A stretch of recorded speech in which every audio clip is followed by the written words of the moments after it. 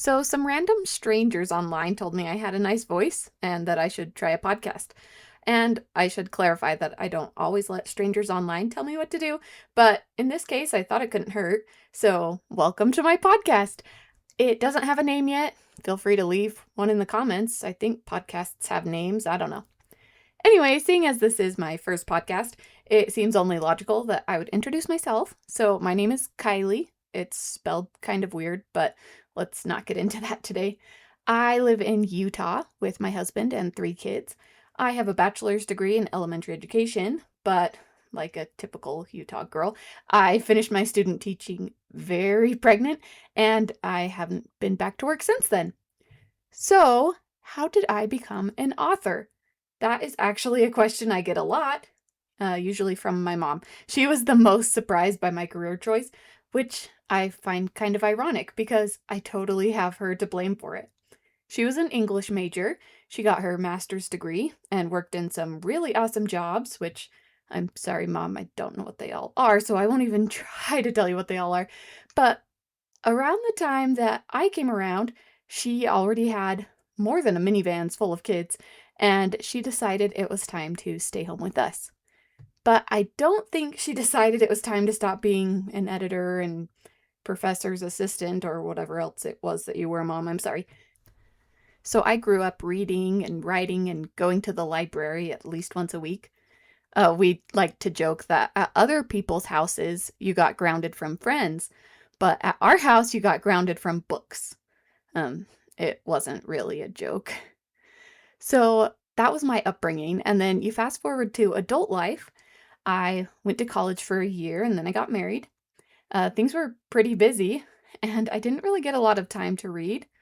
Then, like I said before, I got pregnant and I had my baby, and I loved him. He was awesome. But it kind of felt like my life had totally turned upside down. I was used to going to work and hanging out with my friends when I was at the campus of school and whatnot. And suddenly I was home in our tiny apartment most of the day, and I felt so lost and alone. And so I decided I probably should get out of the house, put some clothes on, do something. And I loaded my baby into a stroller and I started walking down the street because that was free. You could freely walk down the street. Everything else cost money. Have you noticed that? Anyway, so at the time, we lived just off of Springville Main Street in Utah, if you know where that is. And there were all these little shops and restaurants and a park and a library. And I think you can guess which one I went into, the free one, the library. um, and I'd never been into this library before, but as I walked in the doors, it felt like I was coming home.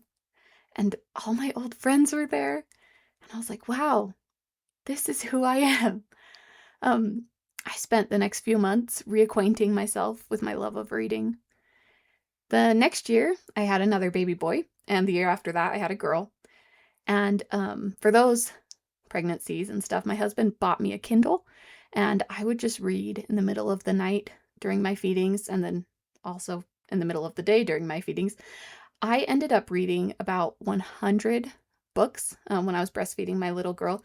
Most of them were Regency, and that's when I learned that that was the genre for me. I had read Edenbrook before, so I already knew it was good, but that was the only one. So I really deep dived into the genre. Of course, I had dreamed about being an author when I was a little girl, but it wasn't until I read all of those books that I thought, hey, you know what? Maybe actually I could do it. So then in the summer of 2022, I think, I don't remember the exact dates, but I think it was the summer of 2022, I started having a story take shape in my mind. And this wasn't new to me. My imagination has always been a problem. I would clean our house growing up, and I'd be like, I am Cinderella, and my mother is the wicked stepsister, and she's making me do all these horrible chores, and she's locking me in the attic. And really, I was just like vacuuming, but I was a little dramatic. And again, my imagination has been a problem sometimes. So anyway, this wasn't new to me, that I would have a story in my head, but usually they went away when the chore was done. And this time it just kept growing.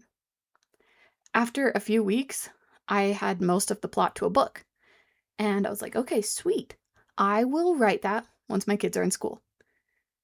They were nowhere near that point yet. Then I went to a church activity and I was talking to one of my teenage friends, and I started telling her about this book I was going to write one day. And she just looked at me so earnestly and was like, "Kylie, you should start writing that now." And I was like, I can't do that.